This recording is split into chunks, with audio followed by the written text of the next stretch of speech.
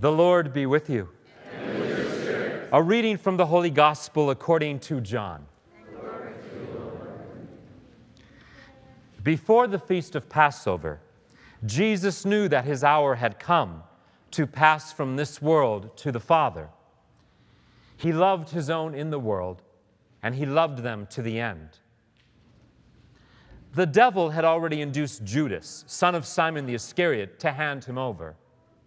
So, during supper, fully aware that the Father had put everything into his power and that he had come from God and was returning to God, he rose from supper and took off his outer garments.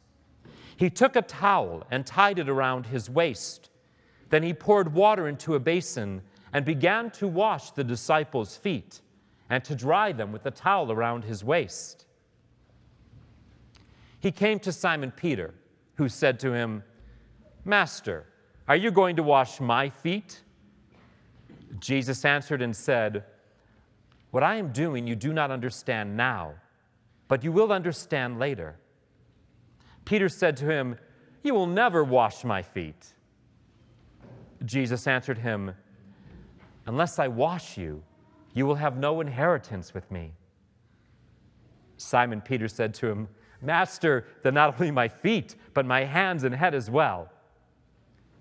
Jesus said to him, "Whoever has bathed has no need except to have his feet washed, for he is clean all over. So you are clean, but not all." For he knew who would betray him. For this reason he said, "Not all of you are clean." So when he had washed their feet, he put his garments back on and reclined at table again.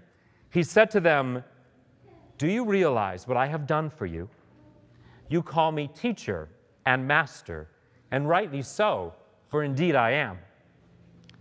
If I, therefore, the master and teacher, have washed your feet, you ought to wash one another's feet. I have given you a model to follow, so that as I have done for you, you should also do." The Gospel of the Lord. Praise to you, Lord Jesus Christ.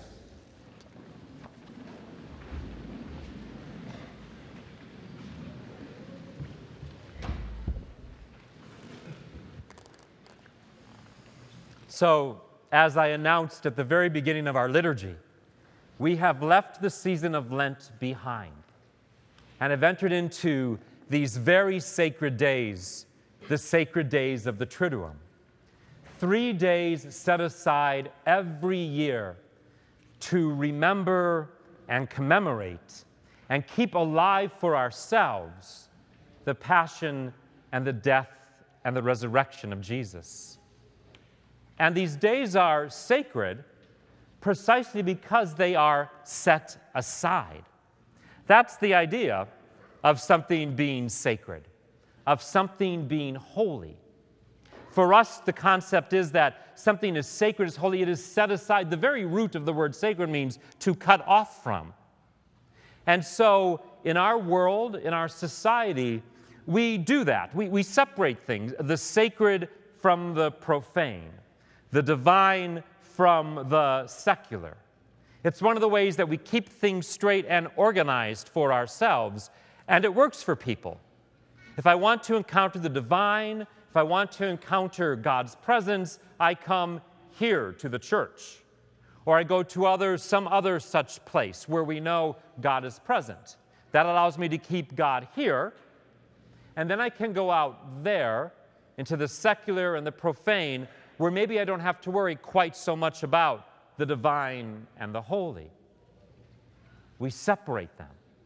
These days are set apart. They're holy. They're sacred. But I think when it comes to our faith, when it comes to Christianity, if we take it seriously, what we say might work for us in dividing things up does not work for God. I think we can argue quite well that in our faith, the sacred, the divine, comes and invades the profane, invades the secular, in kind of a pretty savage way as well. In a very fierce way, the love of God comes and takes on the form of a human being. The divine savages the secular in that. And you only don't have to look far to discover, I mean, really, seriously, if prostitutes, tax collectors, sinners, the wretched are getting into the kingdom of God, that's because the kingdom of God is expanding pretty aggressively. It's going well beyond any boundaries that human beings would ever create between the secular and the sacred. It blows them apart. It comes rushing through them to embrace, to save, to redeem, to bring out. The divine savages the secular. I think we see that in the gospel tonight. The gospel the church gives us on this night when we commemorate the institution of the Eucharist, you'll notice there's no mention of bread and wine. No mention of Eucharist. Instead, we have Jesus gathering with his friends one last time for his last night that he is free. And we can probably understand why he would do that.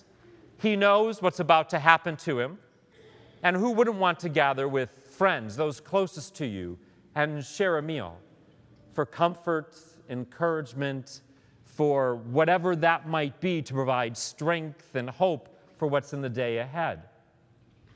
And while that all happens, God then busts out of his box and does something completely unexpected. Jesus gets up, and out of his love that he is demonstrating to the end, according to John, he lowers himself as far as he can possibly lower himself. He does the work of what at that time would have been a slave. He washes the feet of his friends and his disciples. And in John's gospel, there's always dual meanings to things. And of course, what John is trying to show us is that Jesus comes to love. That love's expressed through service and an experience that will be had the next day on the cross. It's Jesus reaching out to embrace the wretchedness, the dirtiness of humanity, to love it, to clean it, to demonstrate the mercy that God has for the wretched. Who could ever reject that? Who could ever turn that down? Peter. Peter could do that. Peter has this propensity to argue with Jesus every time Jesus starts to talk about things that Peter doesn't think Jesus should be doing. Like, for example, there are times in every gospel where Jesus says, I'm going to Jerusalem, I'm going to be handed over, I'm going to be killed, I'm going to be beaten. And Peter argues with him to the point that Jesus says, you're Satan, get out of here. Peter has a tendency to go up against Jesus when Jesus dares to break those boundaries of what's appropriate for the secular and what's appropriate for the divine. And Peter has that same issue tonight. He has that exact same issue with Jesus when Jesus comes to wash his feet. Wait a minute, these are not the appropriate boundaries to keep. You're doing something that's not expected and shouldn't be. Let me keep you in your role and I'll stay in my role. Of course, that way everybody keeps dirty feet. And Jesus' answer to Peter is essentially this.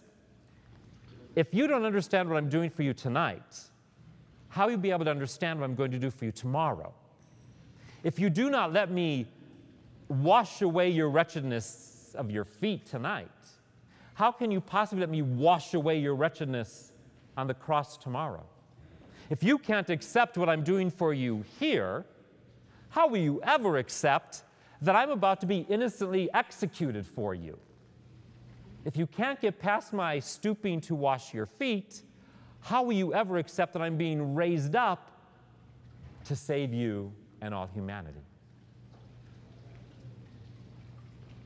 We are the ones who like to take God and put him in a little tabernacle and turn the key and keep him there. He's the one who abandons heaven to have dinner with whores, to be beaten for betrayers, to wash the feet of dirty creatures that he made. His love is so savage and so fierce, we can't even begin to comprehend it. It has been somewhat of a guilty pleasure for me this Lent, as I've gone around the diocese sharing about the mercy of God, this mercy that I'm calling fierce and savage tonight, to watch people squirm with it. Not sure what to make out of a God who knows their absolute wretchedness and yet loves them and holds them in it.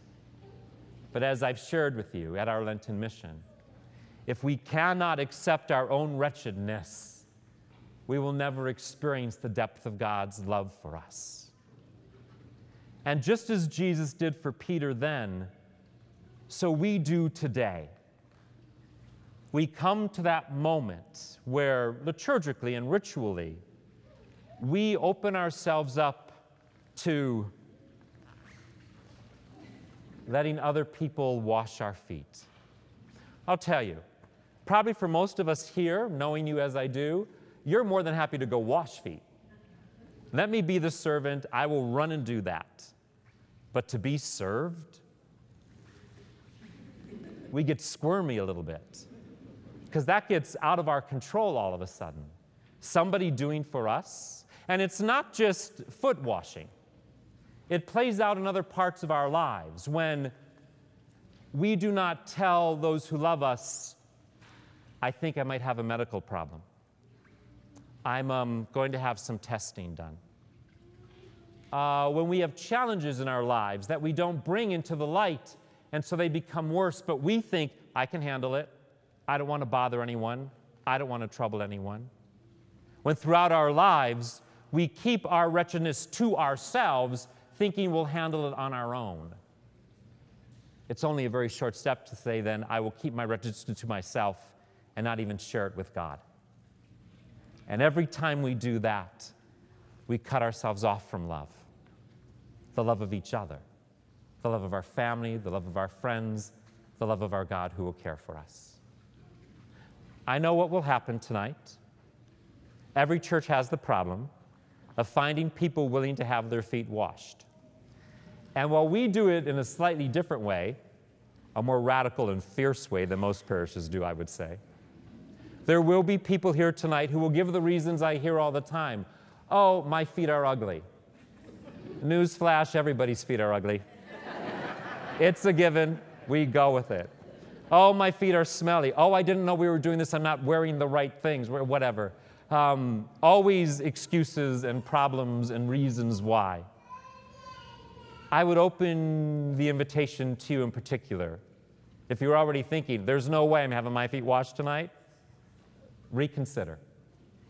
If you can't open yourself up in this safe place to be vulnerable, to let the love of God through someone who follows Christ touch you in a place that you might consider wretched, how can you possibly begin to grasp what we will celebrate tomorrow? Tonight, we let the divine savage the secular, as we let God move through us to serve one another, perhaps even more powerfully, to let ourselves be served, to let ourselves be saved. This year, in just a moment, there will be, I think, 18 stations we have? 16. Right down here in the center of the church, there'll be 12 here and 4 between the baptismal font and the ambo. We're going to invite you to come forward sort of in the same way that you come forward for communion, up the aisles that you would normally come to have someone wash your feet, and in turn to wash the feet of someone else who's coming as well. While there isn't a whole lot of pomp and circumstance to this ritual, I mean, it's hard to have pomp and circumstance when you're washing feet, I would still ask you to recognize that it is a sacred and a holy, and really in many ways, a very intimate and vulnerable moment, and to respect that in each other, to join in song, to join in prayer. If someone near you is having a hard time getting shoes or socks off, help with that. Help with that. Let us tonight live the gospel the church gives us. Let us serve and be served.